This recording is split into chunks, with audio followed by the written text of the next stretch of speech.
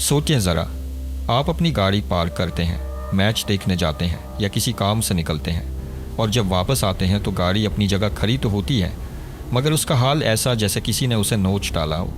Headlights गायब, बेम्पर गायब, bonnet तक निकाला जा चुका हो, और आप बस खड़े सोच रहे हो कि आखिर ये हुआ कैसे। दोस्तों, यही कुछ हो रहा था बर्मिंघम में, और ये कोई एक आध वाक़या नहीं था, बल्कि एक ऐसा खेल चल रहा था जिसने तकरीबन 100 गाड़ियों को निशाना बनाया। ये कहानी है दो लोगों की, मोहम्मद खान और मोहम्मद हैदर, जिन्होंने 2 साल तक एक ऐसा काम किया जिसे पुलिस ने कार कैनिबलिज्म का नाम दिया, यानी गाड़ियों को इस तरह तोड़ना जैसे कोई शिकारी शिकार को टुकड़ों में बांध देता है। हैरान कुन बात यह है कि ये दोनों सिर्फ चोरी ही नहीं करते थे, बल्कि ख़ुद अपनी वीडियोज़ बनाते थे, तस्वीरें लेते थे और फिर सोशल मीडिया पर शेयर करके फ़ख्र भी महसूस करते थे, जैसे ये कोई जुर्म नहीं बल्कि कोई कारनामा हो। पुलिस के मुताबिक उनका सबसे बड़ा टारगेट वो इलाके थे जहां बर्मिंघम सिटी FC का स्टेडियम है।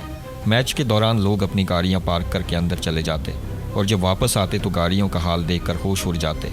कई फैंस ने शिकायत की कि चंद ही मिनटों में उनकी गाड़ियां मुकम्मल तौर पर स्ट्रिप कर दी जाती थीं। Headlights, side mirrors, bumper, bonnet, कुछ भी महफूज नहीं रहता था। अब सवाल ये है कि आखिर ये सब इतने आराम से कैसे होता रहा। असल में ये दोनों बहुत ही प्लानिंग के साथ काम करते थे। पुलिस ने बताया कि हर चोरी पहले से तय होती थी, कहाँ जाना है, कौन सी गाड़ी आसान टारगेट है और कितने वक्त में उसे खाली करना है। यही वजह है कि एक गाड़ी को चंद मिनटों में ऐसे ख़त्म कर देते जैसे वो कभी मुकम्मल थी ही नहीं। 3 साल तक पुलिस ने इस केस पर काम किया। सैकड़ों घंटों की CCTV फुटेज देखी गई, बार बार उनके घरों पर छापे मारे गए और आखिरकार दोनों को गिरफ्तार कर लिया गया।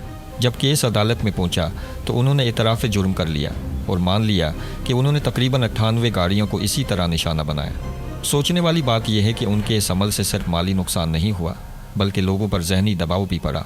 किसी की रोज़मर्रा की ज़िंदगी मुतासर हुई, किसी के काम रुक गए और कुछ लोग तो अपनी गाड़ी देखकर सदमे में आ गए, क्योंकि एक गाड़ी सिर्फ लोहा नहीं होती, बल्कि अक्सर लोगों के लिए ये उनकी मेहनत की कमाई होती है।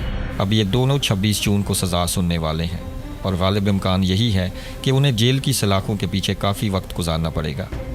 लेकिन सवाल अभी भी बाकी है, क्या सिर्फ सज़ा काफ़ी है, या ऐसे वाक़यात हमें ये सोचने पर मजबूर करते हैं कि सोशल मीडिया पर शोहरत की चाह में लोग किस हद तक जा सकते हैं। दोस्तों, ये कहानी सिर्फ 2 अफराद की नहीं, बल्कि एक ऐसे रुझान की है जहाँ जुर्म भी एक शो बन जाता है और लोग तालियाँ बजाने लगते हैं जब तक कि वो खुद उसका शिकार न बन जाए।